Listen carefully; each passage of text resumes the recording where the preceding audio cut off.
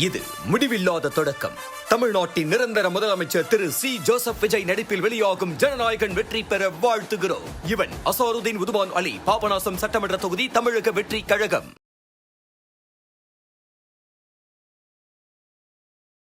ரெட்ரோலுக்ஸ் குடும்பங்களுக்கு வணக்கம். இன்றைய கார்த்திக் விஷன் நிகழ்ச்சியில் தமிழகத்தில் நடக்கும் அரசியல் நிகழ்வுகளை பற்றி பேசலாம். வணக்கம் கார்த்திக். வணக்கம் ஜோ. ரெட்ரோலுக்ஸை தொடர்ந்து சப்ஸ்கிரைப் பண்ணுறவங்களுக்கு மிக்க நன்றி. பண்ணாதவங்க சப்ஸ்கிரைப் பண்ணிட்டு வீடியோக்களை பாருங்க, லைக் பண்ணுங்க, கமெண்ட் பண்ணுங்க, ஷேர் பண்ணுங்க. அவ்வளோதான், போதும். இதா இருக்கட்டும். அழகா ஸ்மார்ட்டா இருக்கணுமா, அதுக்காக. எது ஸ்மார்ட்டா இருக்கணுமா? ஏன் அவன் காலர் நிக்கலன்றா ஸ்மார்ட்டா இருக்கணும்னு இருக்கீங்க? எலும்பு இருக்கா? இருக்கு, நிறைய இருக்கு. என்ன வேணும்னு மட்டும் சொல்லுங்க. என்ன வேணும்னு இருந்தா உடச்சிருவாங்களாம் திமுக காரவங்களாம். தேடி வந்து உடைக்கிறாங்களாம். எலும்பு இருந்துச்சுன்னா வந்து உடச்சிருவேன் அப்படின்னு இருக்காங்க. சார், என்ன இந்த சுகர் மாத்திரை மட்டும் கொடுங்க சார். எது சுகர் மாத்திரை? எதுக்கு அரசு பண்ணுவாங்க? உள்ள தருவாங்க. தருவாங்களா தரமாட்டாங்களான்னு தெரியாது. கையோட எடுத்துட்டு போய்க்கிறேன். நம்ம பாடி கண்டிஷனே இந்த நிலைமையில தான் இருக்கு. நாம போய் எலும்பை உடைப்போம், அதை உடைப்போம், தாடையை உடைப்போம்னு பேசலாமா? சண்டியர் நினப்பு. விருமாண்டே விருமாண்டே இவர் அப்படியே போறாரு. பேசியிருக்காரு. சட்டமன்றத்துக்குள்ளேயே வச்சு சம்பவம் பண்ணுவாங்களாமே. பண்ணிட்டாங்களே. நீ சட்டமன்றத்துக்கே வர வேணாம்னு வச்சு பண்ணிட்டாங்களே சம்பவத்தை. என்ன கைது, திருப்பி சாயந்தரம் வெளில விட்டுருவீங்க, அவ்வளவுதான். தெரியல, கன்ஃபார்மாலாம் தெரியல. நீங்க தாவே காட்சி அப்படிதான் இருக்கு. எதுவுமே வந்து இதாவே பண்ண மாட்டேங்கிறீங்க. கைது பண்ணீங்கன்னா உள்ள வச்சு ஏதாவது கும்பணும், இல்ல பாத்ரூம்ல ஏதாவது வலிக்கி விடணும். சும்மா அரெஸ்ட் பண்றீங்க, வெளியில விடுறீங்க, அரெஸ்ட் பண்றீங்க, வெளில விடுறீங்க. சரி, இப்படி ஒரு எம்எல்ஏ இருக்காருன்னு உங்களுக்கு தெரியுமா? தெரியாதான்? இன்னைக்கு தெரிஞ்சுக்கிட்டீங்களா? எல்லாத்திக்கிழமை இப்போ அது கடைசி அந்த பிரச்சனை வரும்போது விளாத்தி குளத்தை நம்ம பேசணும். அதுல எம்எல்ஏ ஒருத்தர் இருக்காருன்றது இப்ப நீங்க தெரிஞ்சுக்கிட்டீங்க. அதுதான் விஷயம். இப்ப மார்க்கண்டேன்னு ஒரு திமுக எம்எல்ஏ இருக்காரு அப்படின்றது உங்களுக்கு எல்லாம் தெரிஞ்சிருச்சா? இவ்வளவுதான். சரி, அதாவது தாவேக்கா என்ன நினைக்குதுன்னா, பெரிய ஆட்களா பிடிப்போம், சிறிய ஆட்கள் வேண்டாம். சிறிய ஆட்கள்லாம் கைது பண்ணி ஒரு நாள் விட்டுறலாம், பெரிய ஆட்களை பிடிக்கலாம்னு பார்த்தா பங்கருக்குள்ளார போயிடுறாங்க, கிடைக்க மாட்டேங்கிறாங்க. அதுதான் பிரச்சனை. சட்டமன்ற உறுப்பினர், திமுகவுடைய சட்டமன்ற உறுப்பினர் திரு மார்க்கண்டேயன் அவர்கள் என்ன பண்ணியிருக்காரு, வழக்கம் போலதான் மைக் என்னைக்காவது கிடைக்கும்ல கையில. அன்னைக்கு இந்த சொல்லுவார்ல, அண்ணன் சொல்லுவார்ல, இந்த நாடு மட்டும் என்னைக்காவது என் கையில சிக்கட்டும், அன்னைக்கு சீரழிச்சிடுறேன்னு இருக்காருல்ல, அந்த மாதிரி இந்த மைக் ஒரு கையில கிடைச்சோன்னே ஒரு வாய் ஒரு சீரழிச்சிருச்சு. இன்னைக்கு பண்ணிடுவீங்களா, வச்சிருவீங்களா? டேய், அதுவும் டேய் தான். டேய் முதலமைச்சர் இவனே, டாக்டர் படம் பாத்தீங்கன்னா, டே இவனே இங்க வந்து பாரு, டே இவனே இங்க வாயன் அப்படின்ற மாதிரி இவர் முதலமைச்சரே வந்து வாடா போடா அப்படின்னு தான் வந்து பேசுறாரு. சொல்லிட்டு எலும்புகள்லாம் வந்து நாங்க வந்து உடைச்சிருவோம் அப்படின்னு சரின்னு சொல்லிட்டு இந்த மாதிரி கம்ப்ளைண்ட் போயிருச்சு. இந்த மாதிரி முதலமைச்சர் வந்து ரொம்ப உரிமையில பேசியிருக்காரு, சட்டமன்றத்துல வச்சு சம்பவம் பண்ணிடுவோம்லாம் சொல்லியிருக்காரு அப்படின்னு. சரி, கம்ப்ளைண்ட் பண்ணோன்னு சரி அரெஸ்ட் பண்ணலான்னு போயிருக்காங்க. என்னது, ஸ்பீக்கரோட இது இல்லாமலாம் என்னை வந்து நீங்க அரெஸ்ட் பண்ண முடியாது, சபாநாயகரோட இது இல்லாமலாம் நீங்க வந்து என்ன அரெஸ்ட் பண்ண முடியாது. பேசும்போது மட்டும் சபாநாயகர்கிட்ட வாங்கிட்டா பேசுனீங்க, இல்ல அப்ப அரெஸ்ட் பண்ணும்போது அப்படிதான் எல்லாரையும் ப்ரொடெஸ்ட் பண்ண சொல்லுங்க. கொடுத்ததே அவர் தான். அதுதான், ப்ரொடெஸ்ட் பண்ண சொல்லுங்க. வந்துட்டாங்க 10 பேர் வந்துட்டாங்க ப்ரொடெஸ்ட் பண்றதுக்கு. அவரை அதெல்லாம் இல்லை, அழகா இதுல வண்டியில வச்சு கூட்டு போயிட்டாங்க, போலீஸ் வண்டியில வச்சு ஜம்முன்னு வந்து கூட்டு போயிட்டாங்க. இதை தெரிஞ்சுக்கிட்ட நம்ம அண்ணன் அனிதா அப்படி அவர் என்ன பண்ணிருக்காரு, அவர் கிளம்பி வந்திருக்காரு. அவரு மேடையில தான் இருந்தாரு. அதுதான், அங்க கைது பண்ணதுக்கு அப்புறம் சொல்றான், அங்க இருந்து அவர் வந்து நானும் பாத்தீங்களா, நானும் பெர்ஃபார்ம் பண்றேன்னு போராட்டம் எல்லாம் பண்ணியிருக்காரு. அங்க பார்த்தா டக்குன்னு போலீஸ் எல்லாம் வந்துட்டு இருக்காங்க. என்னங்க அப்படின்னா, இடுப்புல கை வச்சிட்டாங்க, போடா பண்ணி அப்படின்ட்டு. எனக்கு தெரியல, அவர் இடுப்பை பிடிச்சி எங்க கிள்னாங்க? கில்லலங்க, இடுப்பை பிடிச்சி இழுத்தாராம் டிஎஸ்பி. அவரே நல்லா இவ்வளவு பெருசுக்கு இருப்பாரு, அவர் எப்படி இடுப்பை பிடிப்பாரு தெரியல. அதுல இடுப்பு எங்க இருக்கு, என்ன எங்க போய் கண்டுபிடிக்கிறது?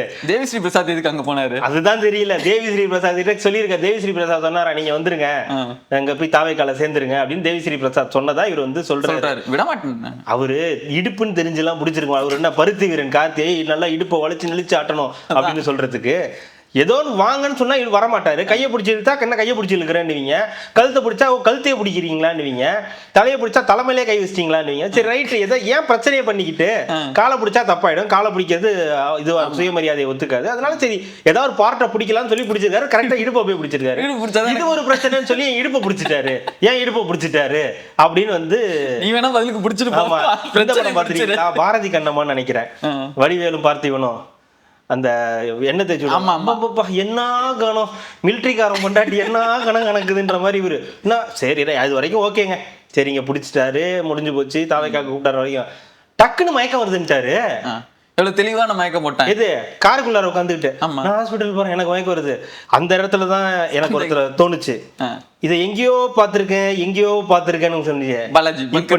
இப்ப வருது பாருங்க அப்படின்னு சொல்லி அண்ணன் செந்தில் பாலாஜி வந்து அந்த சீன்ல வந்து எனக்கு அதை பார்த்தோன்னா காதலும் கடந்து போகும்ல, என்ன எனக்கு திருப்பி மயக்கம் கேவலமா நடிக்காத அப்படின்னு அந்த சத்தியமா தான் பண்றாங்க எம்எல்ஏக்கள்ன்ற பேர்ல. அதாவது மேடை கிடைச்சிட்டா போதாது, உடனே டக்குன்னு என்ன வேணாலும் பேசிடுறது. எனக்கு ஒரு விஷயம் மட்டும் புரியவே இல்லை. உங்களுக்கு விருப்பம் இருக்கோ இல்லையே, நீங்க ஒரு முதலமைச்சர் நீங்க தேர்ந்தெடுக்கல, மக்கள் தேர்ந்தெடுத்திருக்காங்க. அதுக்கு நீங்க மரியாதை கொடுத்துதான் ஆகணும்.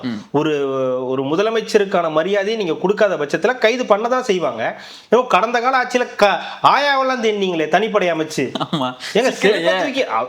அந்த பாட்டு இது புத்தி சுவாதீனம் இருக்கா என்னன்னு கூட தெரியல பாவம். அது என்ன நினைப்புல எடுத்து அடிச்சதுன்னு கூட தெரியல. அதை நீங்க 5 தனிப்படை வச்சு தேடினீங்களே. சவுக்கு சங்கரை கொண்டு போய் ஜெயில வச்சு கையை உடைச்சிங்களே. இதோ இன்னைக்கு பேசுறாரு இவரு பேட்டை தரைமுருகன், அவரு என்ன சொல்றாரு, அவரை கைது பண்ணாங்கல்ல இது இந்த பாட்டு போட்டதுக்கு. திமுக அந்த பாட்டு கருணாநிதி அவர்களுக்கு இந்த பாட்டு போட்டாங்கல்ல, கள்ளத்தனம் கொண்டு அப்படின்னு சொல்லி ஒரு பாட்டு பாடினாங்களே. உடனே அதுக்கு சீமான் அவர்கள் வந்து பாடிக்கிட்டே இருந்தாருல, நான் பாடுவேன் என்னைய கைது பண்ணு பாப்போன்னு பாடினீங்கல்ல. அந்த மாதிரியா கைது பண்றாங்க? பாட்டு பாடினதுக்கு பேசுனதுக்கெல்லாமா கைது பண்றாங்க? இல்ல. நீங்க கைது பண்றதுக்கான சரியான காரணம் நீங்க வந்து சொல்லணும். மக்கள் முன்னாடி நீங்க எப்படி அதை எடுத்துட்டு போறீங்கன்னா, மக்கள் நம்பலன்னு வச்சுங்க, அது வேற விஷயம். பின்ன ஒன்று கைது பண்ணாங்க, உன்னையெல்லாம் வந்து ஆரத்தி எடுப்பாங்களா, நல்லா பேசணும் அருமையா பேசணும்னு நினைப்ப, இது கப் எடுத்து வந்து கொடுப்பாங்களா, அருமையான பேச்சுப்பா, பேச்சு போட்டியில் முதல் வெற்றியாளர் நீதான் சொல்லி கொடுக்கறதுக்கு. ஒரு முதலமைச்சரை அவன் இவன் அப்படி இப்படின்னு பேசுறீங்க. சட்டமன்றத்துல வச்சு எலும்பு உடைச்சு இப்ப ஆப்போசிட்ல இப்ப நீங்களும் நானும் இருக்கோம். உங்களுக்கும் எனக்கும் நிறைய தலைவர்களை கூட பிடிக்காது பர்சனலா. இவங்கெல்லாம் அரசியல்ல ஏன் இருக்காங்கன்னு நம்ம பேசிக்கிறோம். எதுக்கு இவங்கெல்லாம் அரசியல்ல இருந்து எதுக்கு இந்த மக்களை துன்புறுத்துறாங்கன்னா நம்ம பேசுறோம். ஆனா அவங்களையும் நம்ம பேசும்போது என்ன பேசுறோம், மரியாதையா தானே பேசுறோம். அவர்கள் இவர்கள் தானே பேசுறோம். அப்படி இருக்கும்போது மக்களால் தேர்ந்தெடுக்கப்பட்ட ஒரு முதலமைச்சரை அவன் இவன் பேசும்போது பின்ன வழக்கு போடாம வேற என்ன பொண்ணுன்னு எதிர்பார்க்கறீங்க?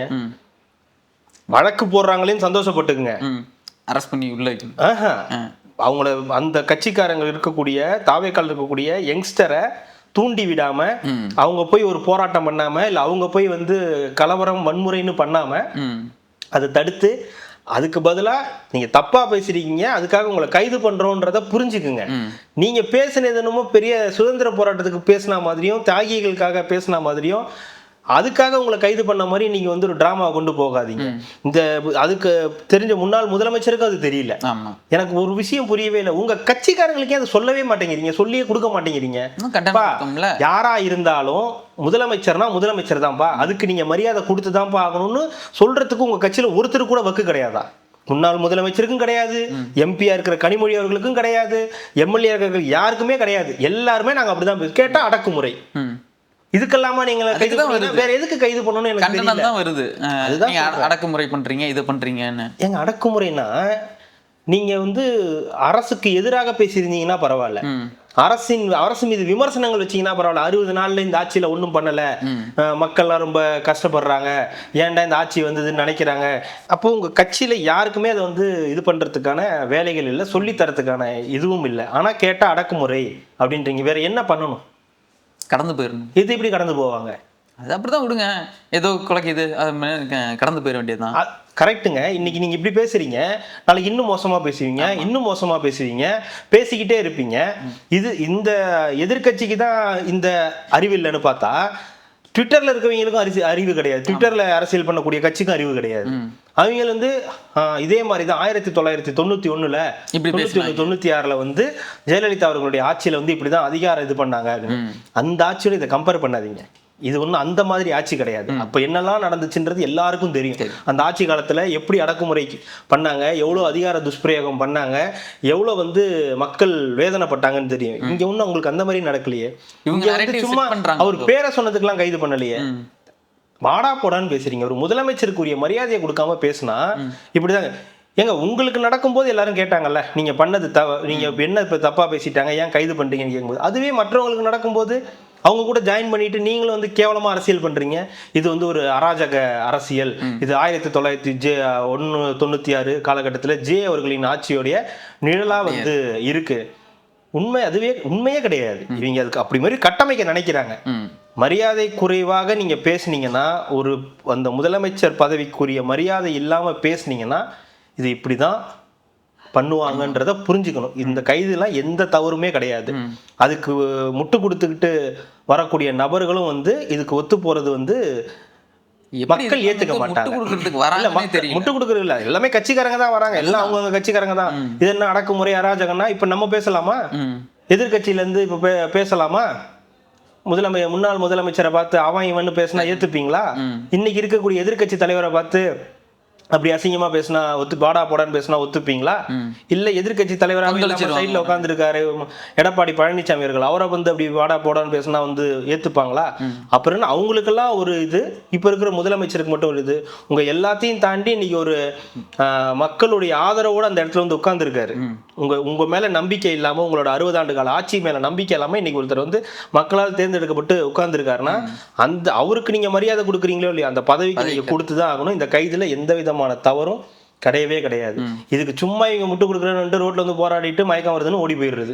இதுக்கு கேட்டா சும்மா வரடா திமுக காரன், சாதாரணமா வரலடா திமுக, சுகர் மாத்திரையோட வந்தாண்டா திமுக காரன், சுகர் மாத்திரையை விட்டுட்டு வந்தாண்டா திமுக.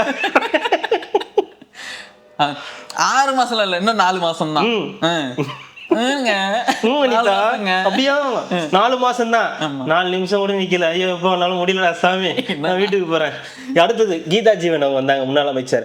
பாவங்க, அவர் ஏற்கனவே உடம்பு சரியில்லாதவர் பேசுற பேச்சா இது? உடம்பு சரியில்லாதவங்க என்ன பண்ணணும்? வீட்டுல ரெஸ்ட் எடுக்கணும்.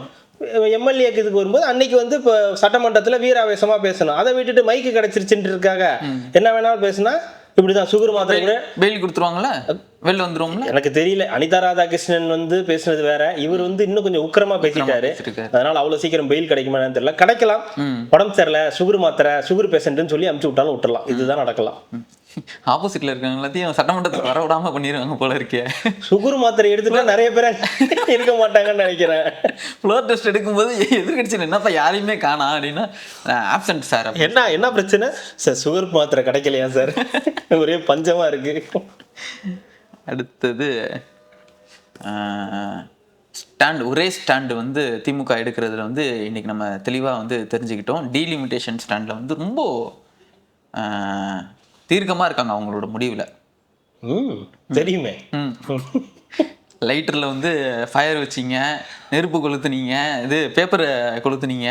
கிஷமாக நெஞ்சில் புதைந்த நினைவுகள் எல்லாம் ஞாபகம் வருது. கருப்பு சட்டையை போட்டுக்கிட்டு அன்னைக்கு ஃபுல்லா கருப்பு சட்டை, அடுத்த நாள் கருப்பு சட்டை, அங்கேயே நின்று அந்த நகலை நான் வந்து எரிச்சேன் பாத்தீங்களா அப்படின்னு சொல்லி மக்கள்கிட்ட ஒண்ணு போட்டீங்கல்ல, அன்னைக்கு முடிவு பண்ணா ஓட்டு போடக்கூடாதுன்னு.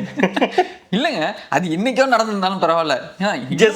அதுதான் ஜஸ்ட் 2 months பேக் கை கழுவுன நேரம் கூட இல்ல, இப்பதான் நடந்துச்சு. அதுக்குள்ள திருப்பி வந்து அதாவது அப்ப என்ன சொன்னாங்க, டீலிமிட்டேஷன்ல வந்து எங்களுக்கு வந்து ஆபத்து. இவர் தான் முதல்ல ஆரம்பிச்சாரு.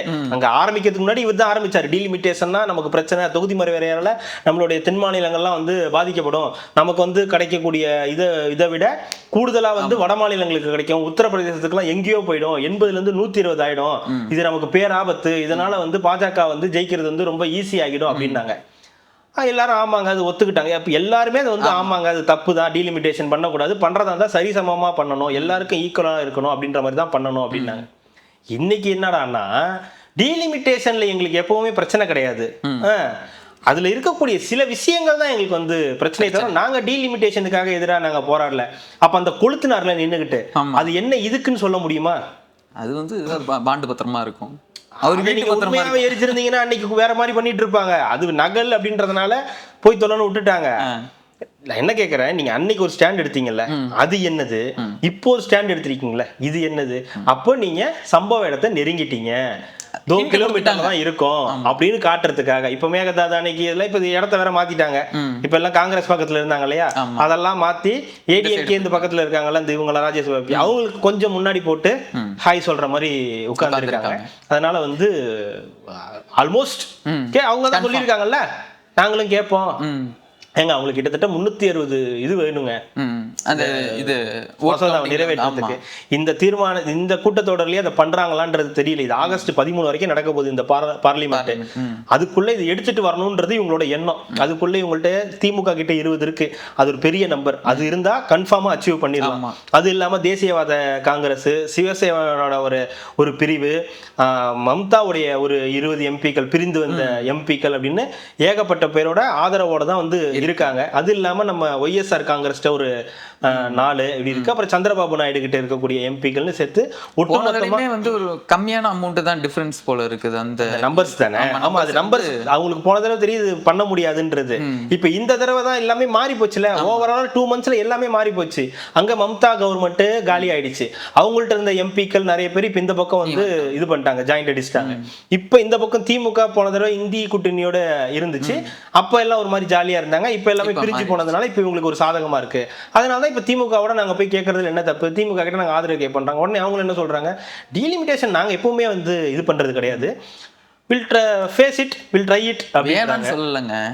இருந்தா நல்லா இருக்கும் தான் நான் சொல்றேன். அதுதான் நீங்க உத்தரப்பிரதேசத்துக்கு 120 கொடுக்குறீங்க இல்லையா? ஆமா, இங்க எவ்வளவு வருன்றீங்க? இங்க ஒரு 51ல இருந்து 60 கிட்ட வருன்ற மாதிரி சொல்லிக்கிறேன். அப்புறம் என்னப்பா 40 இருக்கு, 40ல இருந்து 60, அங்க 80ல இருந்து 120, அங்க 40 ஏறுமா, இங்க 20 ஏறுதான். அதனால இப்போ ஓகே சொல்லுவாங்க. இப்போ அதுக்கு 2 மாசத்துக்கு முன்னாடி பண்ணிருந்தா மட்டும் என்ன, இங்க 50 ஏறி இருக்க போகுது, அதே 20 தானே ஏறி இருக்க போகுது, அதே 15 தானே ஏறி இருக்க போகுது. அதுதான் இதுதான் திமுக, புரிஞ்சுக்கணும். சும்மா இல்லடா திமுக இல்ல, இதுதான் உங்களுக்கு ஸ்டாண்ட். அதுதான் இன்னைக்கு நீங்க ஒரு தாவேக்கா இப்படி ஒரு ஸ்டாண்ட் எடுத்துச்சுன்னா இன்னைக்கு அதுக்கு வேற ஒரு குதிச்சிருப்பாங்க, உருவம் இன்னைக்கு கொடுத்து வேற மாதிரி ஆக்கிட்டு இருப்பாங்க. ஆனா இன்னைக்கு என்ன சொல்றாங்க, டீலிமிட்டேஷனா இல்ல, அது வேற இது வேற, பெண்கள் இடஒதுக்கீடு வேற இது வேற அப்படின்லாம் இப்ப மாற மாதிரி பேசுறாங்கல்ல. இதை நம்ம மக்கள் புரிஞ்சுக்கிட்டாங்க. அதனாலதான் இன்னைக்கு வந்து நிக்க வச்சிருக்காங்க தெருவில் கொண்டு போய் நில்லுங்க அப்படின்னு. அனிதா ராதாகிருஷ்ணனை, மார்க்கண்டேயன் எல்லாம் வந்துட்டாரு. யாரு? அப்பா. ஆமா, சாதனை படைச்சு வந்திருக்கல. எவ்வளவு பெரிய மாபெரும் சாதனை அது. அதுக்கு ஒரு பிஜிஎம் போட்டிருந்தாங்க, சரியான பிஜிஎம். அதுதான் பாக்கலங்க. அது இவங்களது டிஎம்கே தான் போட்டிருந்துச்சு. என்ன அறிவாலயம்னு, இது மங்காத்தா. அதான் சரியான பிஜிஎம், எக்ஸாக்ட். அது எப்படி உங்களால போட முடிஞ்சதுன்னு தெரியல. கரெக்டா இருந்துச்சு அந்த பிஜிஎம். பைக்கு ஓட்டிட்டு வந்திருக்க அந்த மியூசிக் வரும்ல, அப்படின்னு ஒரு மியூசிக் வருமே, ஓப்பனிங் பிஜிஎம். எங்க மங்காத்தாவோட பிஜிஎம் அதுதானே? ஆமா, இல்ல 2 இடத்துல வரும், 2 இடத்துல வரும். அது போட்டிருந்தாங்க. எப்படி அது கரெக்டா போடுறீங்க, இவர் ஒரு விநாயக் மகாதேவ் தான் அப்படின்னு தெரிஞ்சுக்கிட்டு கரெக்டா வந்து போட்டிருக்காங்க. நேத்து தானே வந்தாரு. ஆமா, நேத்து காலையில ஏதோ ஃபிளைட்டை மிஸ் பண்ணிட்டாங்க. அதுக்கு என்ன அர்த்தம் போட்டிருக்காங்க, அவருக்கு குளத்தூரையும் மிஸ் பண்ணிட்டாரு, ஃபிளைட்டை மிஸ் இல்ல. எனக்கு புரியல எதுக்கு அவருக்கு இந்த வரவேற்புன்னு, எனக்கு ஒன்றும் புரியல. அங்க போய் வர பஞ்சாயத்து பேண்டு வச்சு இதெல்லாம் வச்சு போலீஸ் இதெல்லாம் எடுத்து வெளியே போனா, ஏன் விளையாட்டு வீரர்கள் வராங்க அவங்க வரும்போது அது வேற, சாதனை பண்ணிட்டு வர்றது வேற. இது என்ன சாதனை? லண்டன் போயிட்டு வர்றது ஒரு சாதனையா? ஆமா, ஏன் போயிட்டு வரேன்ல, கரெக்டுங்க. இதுல என்னங்க சாதனை இருக்கேங்க? அவங்க பேரை வந்திருந்தா கூட சரி, பட்டம் வாங்கியிருக்காருன்னு சரின்னு சொல்லி சரி சந்தோஷப்பட்டு சரி போங்கன்னு விட்டுறலாம். வெறுமனே இங்க இருந்து லண்டன் போயிட்டு ரிட்டர்ன் வரேன், எனக்கு எதுக்கு பாராட்டு விழான்ற? ஆக பேர் கட்சி இது, அதுக்கான தலைவர் நான் போற வர இடம் எல்லாமே மக்கள் வந்து நான் காமிச்சிடும் மக்கள் என் மேல எவ்வளவு செல்வாக்கு இருக்குது. ஒரு முதலமைச்சராக இருக்கும்போது, துபாய்க்கு போகும்போது, லண்டன் போகும்போது, ஏன் இங்க இருக்கிற மாயாரம், சிதம்பரம், மதுரை, திருநெல்வேலி போகும்போது கூட உங்களை வரவேற்கலாம். ஏன்னா அது உங்க கட்சிக்காரங்க, நீங்க அங்க போறீங்க வரீங்கன்னா. இப்ப நீங்க போறீங்க லண்டனுக்கு, உங்களுடைய பர்சனல் வேலையா போறீங்க, உங்க பையன் உங்க பேரை பட்டமளிப்பு விழாவா பாக்குறதுக்காக போறீங்க. பார்த்து முடிச்சுட்டு சுத்தி முடிச்சுட்டு அங்க நீங்க வரீங்க. இதுல என்ன இருக்கு? இதுல என்ன நீங்க வரவேற்பு கொடுக்கறதுக்கு இப்ப என்ன இருக்கு? ஆனா நீங்க சொல்ற மாதிரியான வச்சுக்கலாம், போயிட்டு வந்திருக்கேன், அதான் அதுவே பெரிய விஷயம் இல்லையா? உங்களை எல்லாம் விட்டுட்டு, அறிவாலயத்தை உங்களை நம்பி விட்டுட்டு, இந்த கட்சியை நம்பி இங்க ஒரு வாரம் விட்டுட்டு நான் போயிட்டு வந்திருக்கேன்றது சாதாரண விஷயம் இல்ல. கரெக்ட், வரவேற்கலாம், தப்பு வரவேற்கலாம். இனி பாருங்க எப்படி வந்து ஃபயர் ஆகும் பாருங்க. பார்த்தேன். எனக்கு அந்த பிஜிஎம் பார்த்தோன்னே எனக்கு ரொம்ப தெரிஞ்சு போச்சு, ரைட்ரா அப்படின்னு. இன்ஸ்டால போட்டிருந்தாங்க.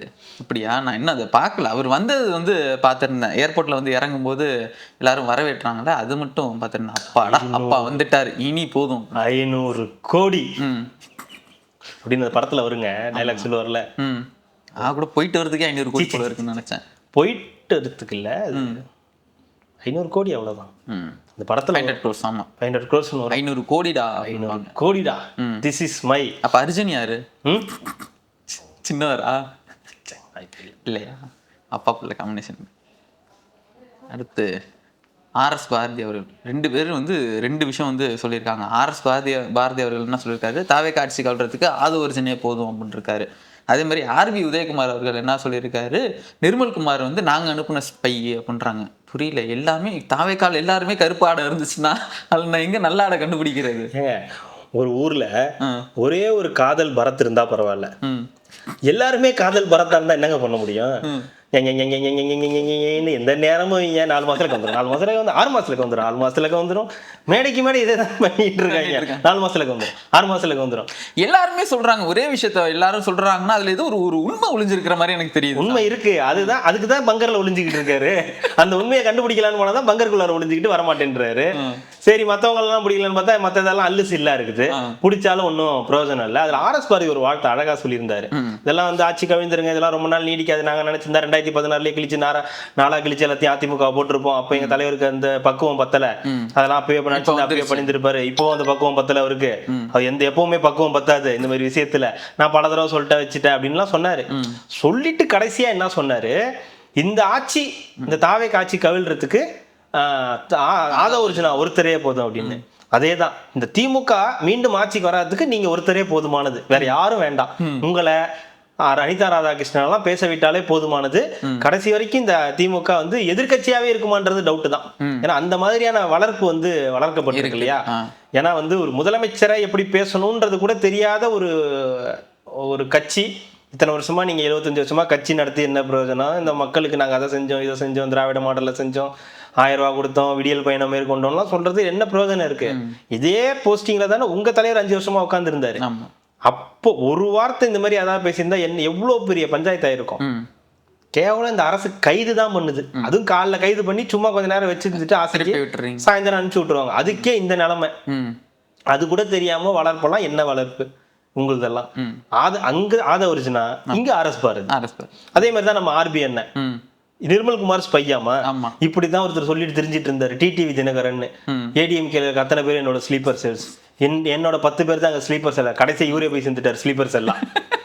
எல்லாம் எதுவுமே நடக்கலன்னு இவரு போய் சேர்ந்துட்டாரு. இப்ப அதே மாதிரி இவரு சொல்லிட்டு தெரிகிறாரு, அவங்க என்னோட ஸ்பை, இவங்க என்னோட ஸ்பை அப்படின்னு. சரி, என்ன பண்றது சொல்லிட்டு. இன்னொன்னு சொல்லியிருக்காரு, இது மாதிரி நிறையா வந்து செய்யாத விஷயங்கள் எல்லாத்தையும் ரீல்ஸ் போட்டு எல்லாம் இது பண்ணி இவர் வந்து பிரதமர் வேட்பாளருக்கா வந்து நாடு ஃபுல்லா, அதாவது எல்லா லாங்குவேஜ்லயும் எல்லாத்தையும் இது பண்ணி இது பேசணும்ல. ஆமா, அதுதான் இங்க அந்த சைட்ல என்ன நடந்துகிட்டு இருக்கு, ஒரு வேலை நடந்துகிட்டு இருக்கு, அது உண்மைதான். ஒரு மாதிரி நீங்க எங்களை ஏமாத்துனீங்களடா, மோடி ஆட்சி குஜராத் மாடல்னு எங்களை ஏமாத்துனீங்களடா, இப்ப நாங்க ஒண்ணு பண்றோம் பாருங்கடா, உங்களுக்கு ஈக்குவலா ஒண்ணு பண்றோம் பாருங்கடான்னு சொல்லி அந்த பக்கம் இங்க என்ன நடக்காததெல்லாம் போட்டு அங்க போட்டு அந்த பக்கம் போட்டு அடிச்சு நவுச்சிட்டு இருக்காரு. தளபதி மாடல், விஜய் தளபதி அப்படி இப்படின்னு போட்டு வேற மாதிரி நாங்க ரீல்ஸா போயிட்டு இருக்குது. இன்ஸ்டாகிராம்ல, இதுல ஃபேஸ்புக்ல, யூடியூப்லன்னு எல்லாத்துலயும் அந்த பக்கம் போயிட்டு இருக்கு. இது என்னன்னா ரிவெஞ்ச் எடுக்கிற மோடா மாறி இருக்கு. இப்ப நீங்க எங்களை 14 வருஷத்துக்கு முன்னாடி ஏமாத்துனீங்களா, 12 வருஷத்துக்கு முன்னாடி, இப்ப நாங்க உங்களை பண்றோம் பாருங்கடான்னு அது அந்த பக்கம் போயிட்டு இருக்கு. அது ஒரு வகையில உண்மை. அது அவங்க பேசும்போதெல்லாம் குஜராத் இப்படிதான் இருக்குன்னு நம்ம போய் பார்க்கணும்லாம் எனக்கு தோணிருச்சுங்க. குஜராத் அந்த குஜராத் எப்படி இருக்குன்னு போய் பார்க்கணுமே, ஃபாரின் மாதிரி இருக்குமா, நம்மளே வந்து இந்தியாவுக்குள்ள ஒரு ஃபாரினா அப்படின்ற மாதிரிலாம் எனக்கு. அதுதான் இப்ப அத மாதிரி இப்ப என்ன பண்றாங்க இவனுங்க இங்க இருந்து, ஆஹா ஓஹோ தமிழ்நாடு, ஆமா தமிழ்நாடு சீஃப் மினிஸ்டர் விஜய் அப்படின்னு இவங்க ஒரு பில்டப் கொடுத்துக்கிட்டு இருக்காங்க. அது ஒரு மாதிரி அந்த பக்கம் போயிட்டு இருக்கு. ஆனா இவரு சொல்றது அந்த இதெல்லாம் கிடையாது. இங்க லோக்கல்ல அந்த மாதிரி பண்ண முடியாது, இங்க கண்டுபிடிச்சிருவாங்க ஈஸியா, அது கிடையாது அப்படின்னு. அங்கன்னா இப்ப கொஞ்சம் உருட்டலாம், அவன் 4 பாக போட்டுட்டு அப்படின்ட்டு பாத்துட்டு போயிடுவான், ரைட் அப்படின்னு. வகுத்தச்சா இல்ல நம்ம குளத்தூர் சிங்கப்பூரா மாத்தணும்டா அந்த மாதிரி. அதுதான் குஜராத் தான் இந்தியாவின் வந்து இது டாப் அப்படின்ற மாதிரி போனா தானே தெரியும். சொல்லிட்டு செய்யாத வேலையெல்லாம் இது பண்ண நானே பொருளாதார ரீதியாகவும் நிறைய தொழில் ரீதியாகவும் அவர் அந்த ஊரோட முதலமைச்சரா இருந்ததுனால, அவர் இப்ப பிரதமராகவும் இருக்கிறதுனால நிறைய ஃபெசிலிட்டிஸ் அங்க போகுது. நம்மளுடைய வரி பணத்துல கூட நிறைய வந்து அங்க வந்து போகுது, உத்தரப்பிரதேசத்துக்கு எல்லாம் போகுது. அதெல்லாம் நம்ம ஆனா அந்த சொல்லக்கூடிய விஷயம் இருக்குல்ல, மாடல் இவருதான் குஜராத்தையே இப்படி மாத்திட்டாரு, அப்ப இந்தியாவே இவர்கிட்ட கொண்டு போய் கொடுத்தா என்ன ஆகும் அப்படின்ற ஒரு எண்ணம் இருக்குல்ல, அதுதான் அவரை வந்து வாழ வச்சுக்கிட்டு இருந்துச்சு. அது இப்போ ஆல்மோஸ்ட் வந்து கரைஞ்சிக்கிட்டே வந்து இப்போ வந்து முடிஞ்சு போச்சு. இந்த ஈரோட முடிஞ்சிரும்னு நினைக்கிறேன். இல்ல மறுபடியும் இவங்க தூங்கிக்கிட்டே இருந்தாங்கன்னா இந்த சைடு இந்த மாபெரும் இயக்கம் இருக்குல்ல, பேர் இயக்கம், இந்த பேர் இயக்கம் தூங்கிக்கிட்டே இருந்துச்சுன்னா மறுபடியும் ஒரு சான்ஸ் கூட கிடைக்கிறதுக்கு ஒரு வாய்ப்பு இருக்கு. ரயில் வரல, இல்லைன்னா போராடி இருக்கும் இறங்கி. ஆமா 4 பேரோட. அப்புறம் சிஜேபி காக்ரோச் ஜனதா பார்ட்டி வந்து அங்கே போராட்டம் நேற்றுக்கு அந்த நாடாளுமன்றம் கூட்டத்துக்கு இன்னைக்கு வந்து அந்த நாடாளுமன்றம் கூட்டத்துக்கு வந்து இவங்க எல்லாருமே அங்கே போயிருக்காங்க. அந்த எதிர்ப்பு தெரிவித்து வந்து போயிருக்காங்க. ஃபுல்லாக எல்லா யங்ஸ்டர்ஸு அந்த மாதிரி இருக்கிறவங்க எல்லாமே போயிட்டு வந்திருக்காங்க. இல்ல அவரு இந்த வாங்சூங் இருக்கார் இல்லையா, அவரை வந்து இது பண்ணிட்டாங்க, ஹாஸ்பிட்டலுக்கு வந்து கூட்டு போயிட்டாங்க. அவர் வந்து கிட்டத்தட்ட கைது பண்ணி அவர் வந்து இது கூட்டு போயிட்டாங்க. அவருடைய உடல்நிலை முன்னேற்றம் இருக்குன்னு சொல்றாங்க, சீரா இருக்குன்றாங்க. ஆனாலும் நிறைய பார்ட்ஸ் வந்து ப்ராப்ளமா இருக்குன்னு சொல்றாங்க. அவரோட பின்னணி பார்க்கும்போது அவர் வந்து ஒரு சயின்டிஸ்டா இருக்காரு, ஒரு சோசியல் ஆக்டிவிஸ்டா இருக்காரு, எஜுகேஷனுக்கு இம்பார்ட்டன்ஸ் கொடுக்கக்கூடிய ஒரு நபரா வந்து இருக்காரு. 2016 இருந்து நிறைய விஷயங்கள் சொல்ல போனா நண்பன் படத்துல அந்த கேரக்டர் வந்து அவர் தான் வந்து பண்ணியிருக்கிறதாகவும் வந்து சொல்றாங்க. அவருடைய இந்த முன்னேற்பாடு ஏன் தமிழ்நாட்டில் இருக்கக்கூடிய இந்த அரசு வந்து எதுவுமே பேசலை இது வரைக்கும்? ஏன் வந்து இந்த அவருடைய அந்த அரெஸ்ட்டுக்கோ இல்லை அவங்க போராடுறதுக்கு ஒரு பாராட்டோ இல்லை ஒரு சப்போர்ட்டோ எதுவுமே இப்ப இருக்கக்கூடிய இந்த தாவேக அரசு இது வரைக்கும் எதுவுமே சொல்லாதது? ஏன்னா இவங்களும் நீட் எதிர்ப்புன்னு சொல்றாங்க. பாஜக இது மாதிரி எல்லாம் பண்ணுது. நீட் எதிர்ப்புகளும் முக்கியமானது. நீட் வினாத்தால் கசிந்தது, அதனால மாணவர்களுக்கு வந்து ப்ராப்ளம் ஆனது, உயிர் இழப்பு ஏற்பட்டிருக்குன்னு இவ்வளவு பிரச்சனைகள் நடந்தோம். இங்க வாங்சோங்னு ஒருத்தர் வந்து இந்த மாதிரி ஹாஸ்பிட்டல் இருக்காருன்னு தெரிஞ்சோம். உங்க தரப்புல இருந்து அங்க யாரும் ஒருத்தர் போகவும் இல்லை, இந்த அரசு சார்பாக யாரும் அதை பத்தி பேசவும் இல்லை.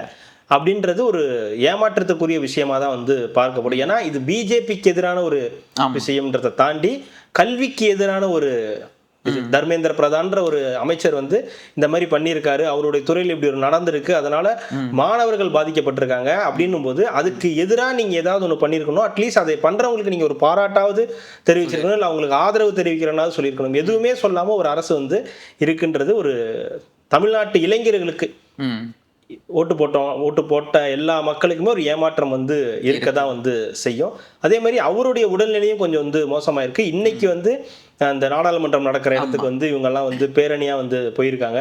வழக்கம் போலதான் அந்த கண்ணீர் புகை போட்டு குண்டு போட்டு ஸ்மோக் பாம்லாம் போட்டு அங்க வந்து கலைக்க ட்ரை பண்ணியிருக்காங்க. இது இளைஞர்களுடைய கூட்டம். இந்த இளைஞர்கள் கூட்டத்தை இப்படி நீங்க வந்து கையில ரொம்ப பெருசாகும், இந்தியா ஃபுல்லா பெருசாகும். ரெண்டாவது வந்து வழக்கம் போல பிஜேபி என்ன சொல்லுதுன்னா அமைதி தான் எதுவுமே. அதாவது இந்த 2024 எலெக்ஷனுக்கு முன்னாடி இந்த வீராங்கனைகள்லாம் போராடினாங்க, இந்த ஒலிம்பிக்ஸ்ல இது பண்ணாங்க, தடகள வீராங்கனை இந்த செக்ஷுவல் ஹராஸ்மெண்ட்னு சொல்லிட்டு இந்த இவரு மேல கோச் மேல பண்ணாங்க. அதுக்கு அந்த விளையாட்டுத்துறை அமைச்சர் வந்து நீக்கப்படணும் அதெல்லாம் பேசினாங்க. எதுவுமே நடக்கலையே கடைசி வரைக்கும். கடைசியா இந்த விளையாட்டு வீராங்கனைகள் தான் வந்து இதானாங்களே தவிர இந்த கவர்மெண்ட்டுக்கு எந்த பெரிய பாதிப்பும் வந்து ஏற்படலை. இப்ப அதே மாதிரி ஒரு ஸ்டாண்டா ஏதாவது நடந்துச்சுன்னா என்ன, கலைச்சிட்டு போயிடுவாங்க, அப்படியே கத்திட்டு கொஞ்ச நாள்ல போயிடுவாங்கன்ற ஒரு இலை இருக்கு. இப்ப எப்படி தமிழ்நாடு ஒரு பெரிய சேஞ்சை பார்த்துருக்கோ அதே மாதிரி இந்தியாவும் ஒரு பெரிய சேஞ்சை எதிர்நோக்கும் நினைக்கிறேன். அது வருங்காலங்கள்ல தெரிய ஆரம்பிக்கும். அது எப்படி எடுத்துட்டு போறாங்கன்றதை பொறுத்து வருங்காலங்கள்ல தெரிய ஆரம்பிக்கும். இது ஒரு பெரிய பார்ட்டியாவே வந்துரும் போல இருக்கு. வந்து ஆச்சரியப்படுறதுக்கு இல்ல, ஒன்றும் பண்ண முடியாது. காங்கிரஸும் வேணாம், இதுவும் வேணாம். ஆமாங்க, காங்கிரஸ் எல்லாம் இதை கையில் எடுக்கணும்ல. காங்கிரஸ் இதுக்கு ஒரு ஆதரவு கொடுத்து அவங்க கையில் எடுக்கிற மாதிரி அப்படியே ஏதாவது ஒண்ணு பண்ணணும்ல. எதுவுமே பண்ண மாட்டாருன்னா அப்புறம் என்ன பண்ண முடியும்? ஒன்றும் பண்ண முடியாது. அப்படியே படுத்திருக்க வேண்டிதான். அடுத்தது கட்டப்பா தான் ஒத்துக்கிட்டு தானே ஆகணும். எவ்வளவு நாள் தான் மறைக்க முடியும் உண்மையை நீங்க எவ்வளவு நாளுங்க மறைப்பீங்க? அதாவது மறைமுகமா இருந்தீங்க, இன்னைக்கு நீங்களா ஒத்துக்கிட்டீங்க. ஆமா நான் திமுகவுடைய கட்டப்பா தான், எடுத்து காலை தூக்கி வச்சுக்கிட்டாரு. வச்சுக்கோங்க, என் காலை என் மண்டையில வச்சுக்கோங்கன்னு எடுத்து வச்சுக்கிட்டு. கழகத்து கால் தானே, பின்ன கழகத்து கால் வைக்காம வேற என்ன பண்றது? அவர் எதுக்காக தூக்கி வச்சுக்கிட்டாரோ தெரியாது, வச்சுக்கிட்டாரு. ஏதோ ஆட்டோல நம்ம வாங்கி கொடுத்த ஆட்டோல இவங்க குடி பறக்குது, எவ்வளவு நாள் பறக்குதுன்னா பாருங்க எவ்வளவு நாள் பறக்கும்ன்றத நீங்க உட்கார்ந்து வேடிக்கை தான் பார்க்கணும்.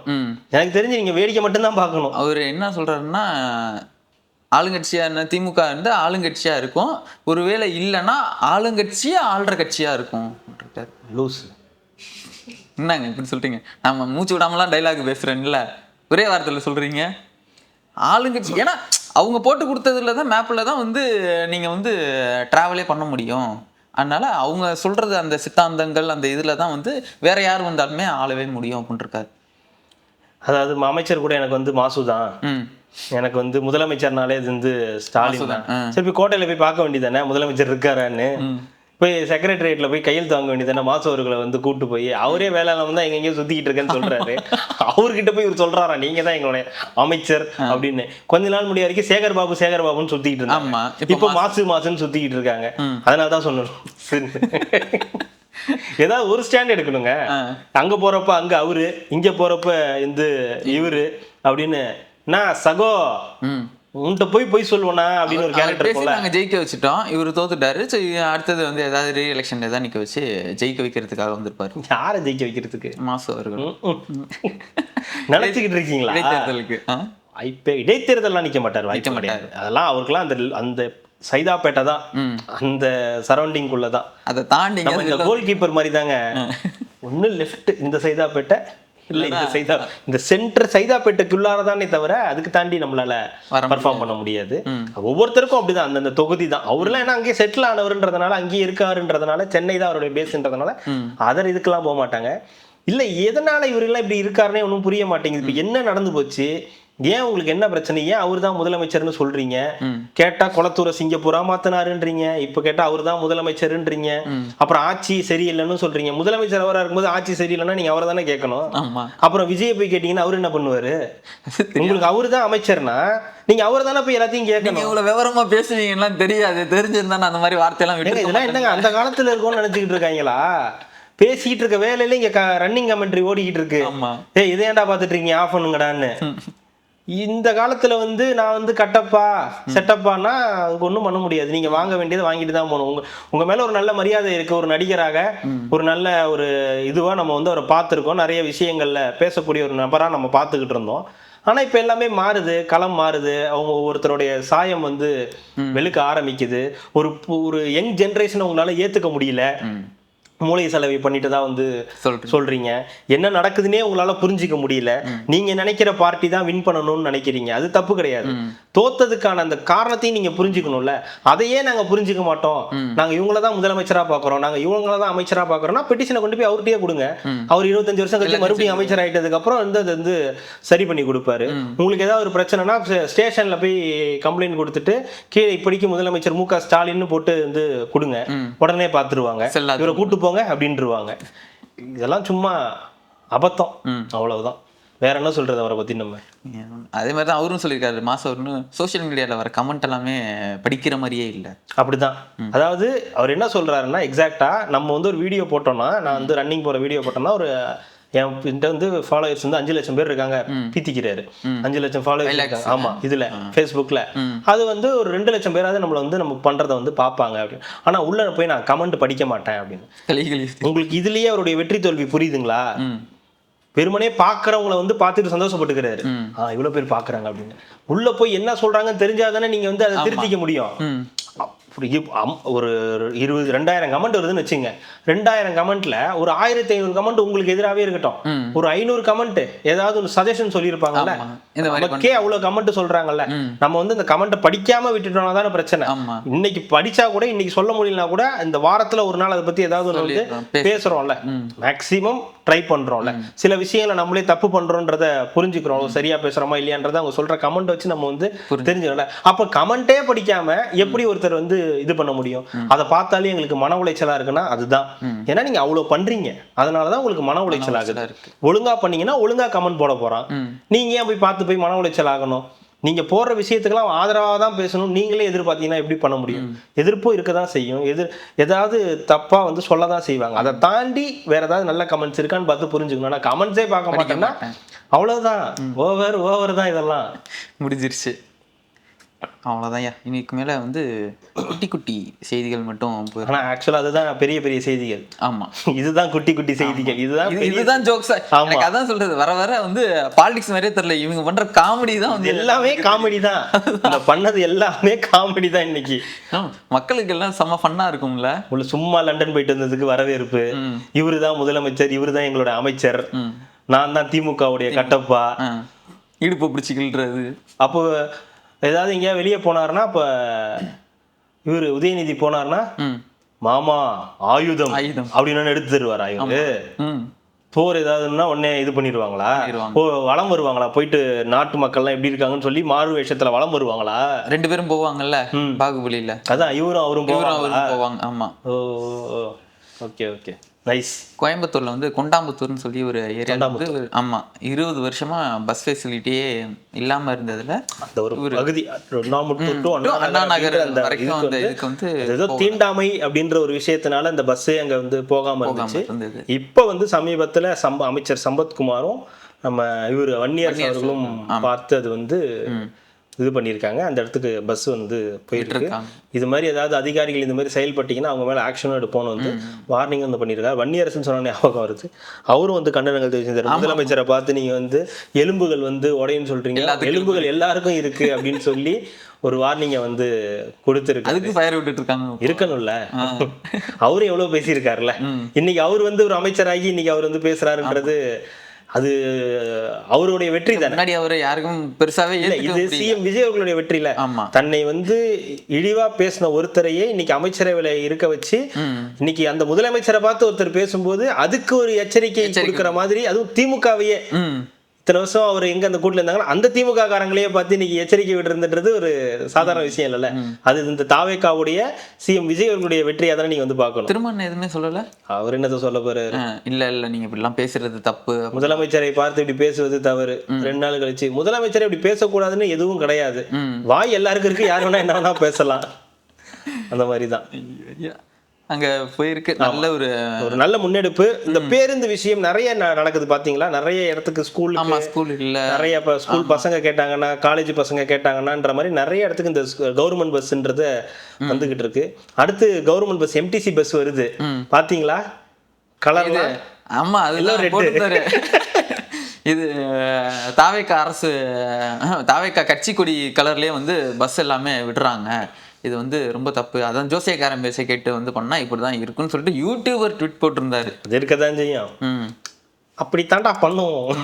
என்ன வந்துச்சு, எந்த கலர்ல இருந்தா அவனுக்கு என்ன அப்படின்னு பார்த்தோன்னா, மினி பஸ் வந்து மினி பஸ்ல பச்சை கலர் இருக்கும், ரெட்டை இலை இருக்கும். அதெல்லாம் உங்க கண்ணுக்கு தெரியலையா? இது வந்து இந்த குதிரை ரெட்டை இலை குதிரை இருக்கும். அதுக்கப்புறம் இந்த மின் கம்பங்கள் போட்டாங்க, அதுல ரெட்டையில வர மாதிரி வந்து வந்து அதெல்லாம் இவ்வளவு நாள் எனக்கு தெரியல உங்களுக்கு. இந்த மாதிரி நிறைய விஷயங்கள் வந்து நடந்திருக்கு. இவ்வளவு விஷயங்கள் இந்த மாதிரிலாம் வந்து ஒண்ணும் பண்ண. கலைஞர் காப்பீட்டு திட்டம், பஸ் ஸ்டாண்டுக்கு கலைஞர் பேரு, அந்த பேரு, இந்த பேருன்னு எல்லாமே திட்டங்களுக்கு எல்லாம் உங்க பேரா வச்சிங்களா? அப்பெல்லாம் எதுவுமே கிளாம்பாக்கத்துக்கு வச்சிங்கல்ல கலைஞர் முன்னோக்கு முனையமோ வச்சிருப்பாங்க பஸ் ஸ்டாண்டுக்கு. எல்லாம் ஒண்ணும் பண்ண முடியாது. இப்ப கீழே உழவு போதுன்னு தெரியல, அது தெரியல. ஏன்னா கட்டினது திமுக பீரியட்ல உசாரையா உசாரு, ஓரஞ்சாரு உசாரு. அதே மாதிரி திருச்செந்தூர்லயும் பாத்தீங்கன்னா ஒருத்தர் வீடியோ போட்டிருந்தாரு. முன்னாடிலாம் சாமி இது வந்து நேராவே பார்க்கலாம், ஆனா இப்ப வந்து இது பண்ணி போட்டு, அது திமுக ஆட்சியில தான் அது வந்து பண்ணிருக்காங்க. இந்த சண்முக விலாசம்ன்ற ஒரு இடத்துல இருந்து பார்த்தாலே கோவில் தெரியும், சாமி தெரியும். சாமி அப்படியே கும்பிட்டு அப்படியே நம்ம வந்து முருகா முருகா முருகான்ட்டு போயிடலாம். இப்ப என்ன பண்ணாங்க, அது முருகான்னு சொல்றது கூட வழி இல்லாம வந்து இது பண்ணி விட்டு அதை வந்து விஐபியோடைய இதுவா வந்து போட்டுட்டாங்க, தரிசனமா வந்து போட்டாங்க. ஒரு நாளைக்கு 3000 ரூபாய் இருந்து 8000 ரூபாய் வரைக்கும் வந்து வசூல் பண்ணாங்க. இப்ப அதை வந்து மாத்திட்டாங்க, அதுவும் ஃப்ரீயா போற இடமா வந்து மாத்திட்டாங்க. இதுக்கு என்ன உங்களுக்கு பிரச்சனை? இதுக்கெல்லாம் எங்களால முட்டு கொடுக்க முடியாது. ஒரு நாளைக்கு நீங்க 8000 ரூபாய் பாக்குறீங்கன்னா மாசம் என்னாச்சு, வருஷம் என்னாச்சு? 8 லட்சம்.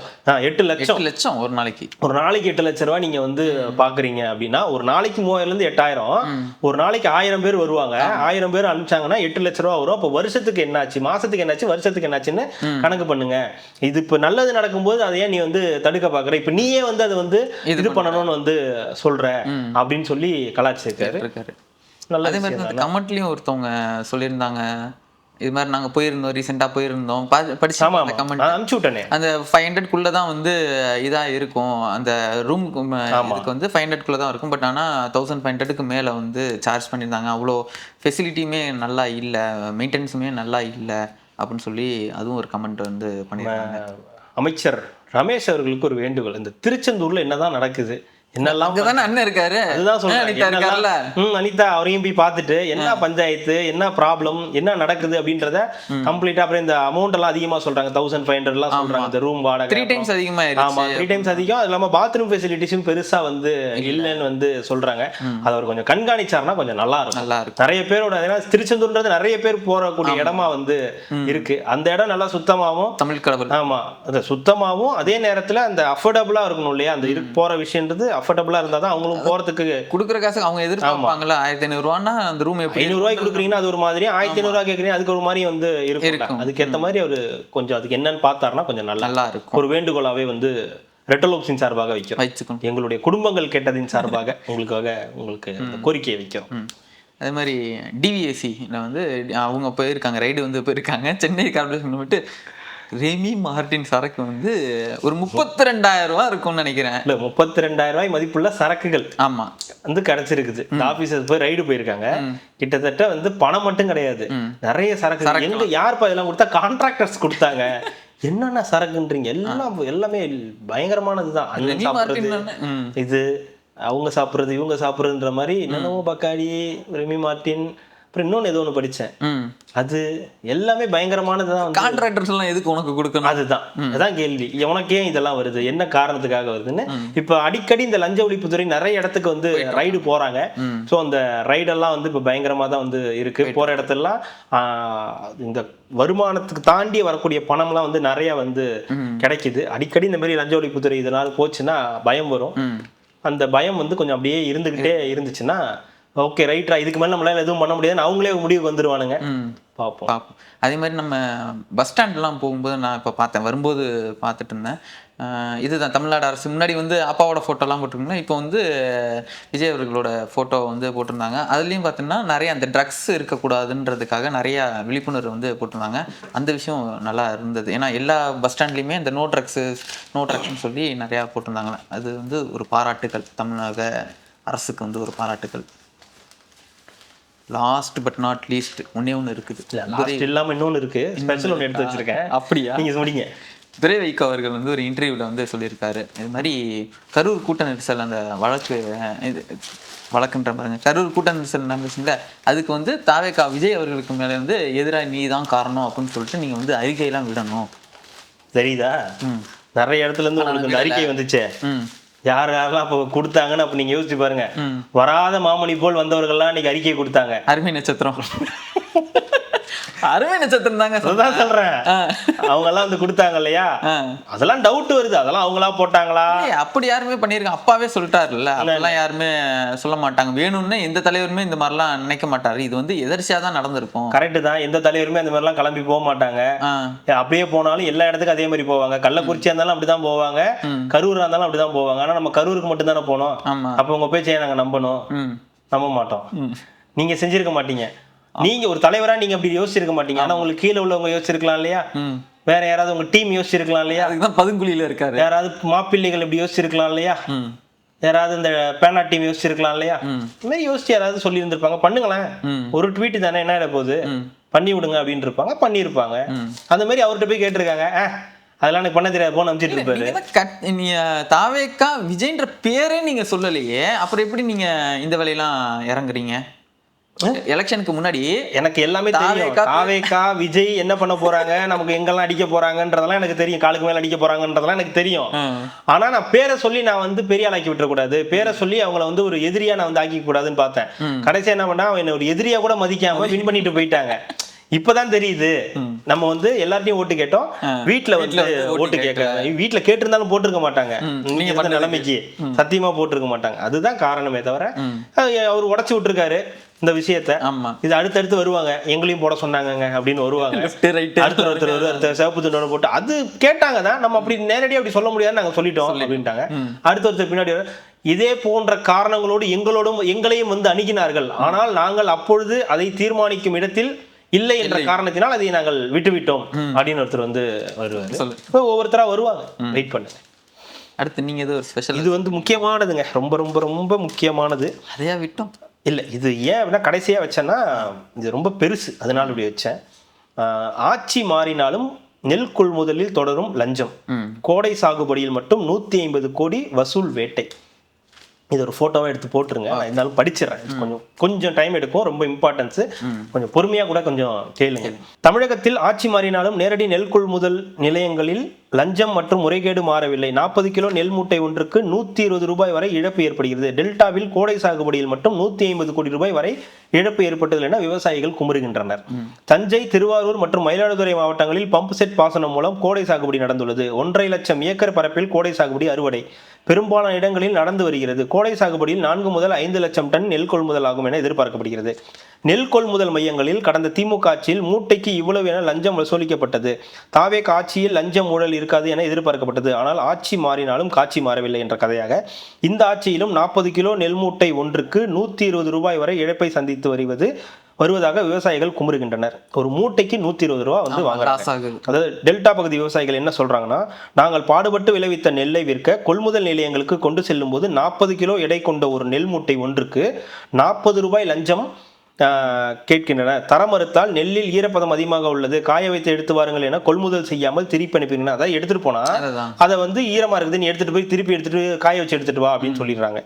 அந்த நெல்லை திரும்ப காய வைத்து மூட்டையாக கட்டி கொள்முதல் நிலையத்துக்கு மீண்டும் கொண்டு செல்லும் போது ஒரு மூட்டைக்கு 75 ரூபாய் செலவிட வேண்டியதாகிறது டிரான்ஸ்போர்ட்டுக்கு. ஆமா, அதனால் கொள்முதல் நிலையங்களில் கேட்கும் 40 ரூபாய் விவசாயிகள் கொடுக்குறாங்க. அதாவது எடுத்துட்டு போய் திருப்பி எடுத்ததுக்கு 75 ரூபா ஆகும். அதுக்காக 40 ரூபா நாங்க வந்து கொடுத்துடுறோம். அடுத்து விவசாயிகள் கொண்டு வரும் நெல்லை பதர்களை கழிக்க தூற்றுகிறோம் என்ற பெயரில் 1.5 கிலோ நெல்லை எடுத்து விடுகின்றனர். இது போல எடை வைக்கும் போது 40 கிலோ மூட்டைக்கு 40.600 கிராம் என்ற அளவில் எடை வைக்க வேண்டும் என்பது விதிமுறை. ஆனால் 42 கிலோ வரை எடை வைக்கின்றனர். இதிலும் 1.5 கிலோ நெல் இழப்பு ஏற்படுகிறது. ஆக 40 கிலோ மூட்டைக்கு 40 ரூபாய் கையூட்டு, தூற்றுகிற வரையில் எடுக்கப்படும் 1.5 கிலோ நெல்லின் விலை 40 ரூபாய். எடை போடும்போது கூடுதலாக எடையாக 1.5 கிலோ 40 ரூபாய். ஆக மொத்தம் 40 கிலோ கொண்ட ஒரு மூட்டைக்கு 120 ரூபாயை லஞ்சமாக கொடுக்க வேண்டிய நிலைக்கு விவசாயிகள் தள்ளப்படுகின்றனர். மொத்தம் 5 லட்சம் டன் நெல் கொள்முதல் செய்யும் போது 5 லட்சம் × 3000 150 கோடி ரூபாய் இழப்பு ஏற்படுகிறது. அரசின் பல நேரடி கொள்முதல் நிலையங்களில் அடிப்படை வசதிகளான கொட்டகை இல்லாமல் உள்ளது. விவசாயிகளிடமிருந்து பெறப்பட்ட நெல் மூட்டைகளை முறையாக பாதுகாப்பில் இல்லாமல் அடுக்கி வைக்கும் அவலம் தொடர்கிறது. நெல் மூட்டைகள் திறந்த வெளியில் உரிய பாதுகாப்பு இல்லாமல் இருப்பதால் சேதமடையும் நெல் எடை குறைவு அடிப்படையில் பட்டியல் எழுத்தர் பெனால்டி தொகை செலுத்த வேண்டிய காரணமாக அவர்கள் பணிக்கு வர அச்சப்படுகிறார்கள்.